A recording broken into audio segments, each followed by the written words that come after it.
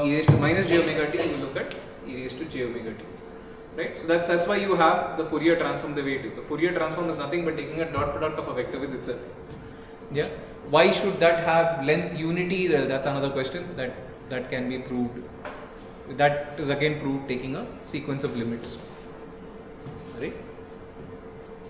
So you have some idea about this vector space. Yeah.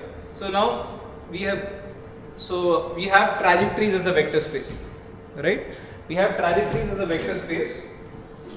The next thing that you need to know, that you need to kind of revise now, is what you did with maxima and minima.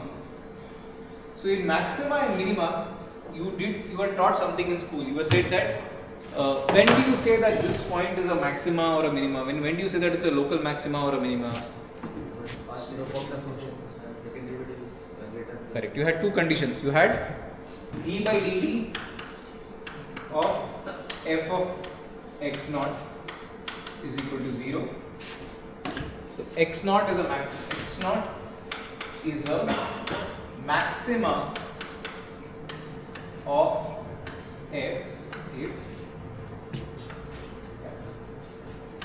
local maxima of f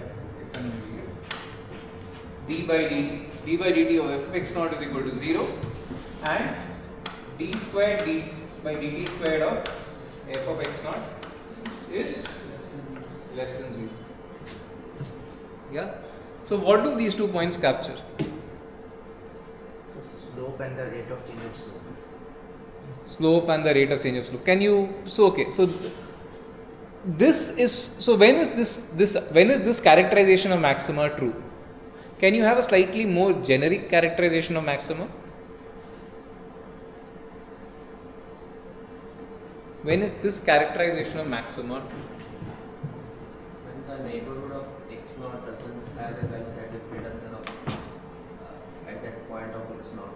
Right. So when you say neighborhood, how do you prove it? So suppose you want to prove these properties. How do you prove these properties?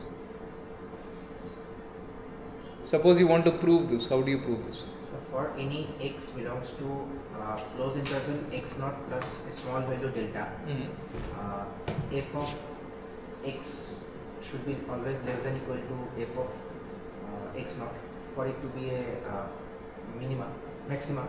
Right. So that's essentially the point that you're trying to capture here. The only point that you're trying to capture here is f of x plus delta should be less than, so f of x naught plus delta should be less than f of x naught for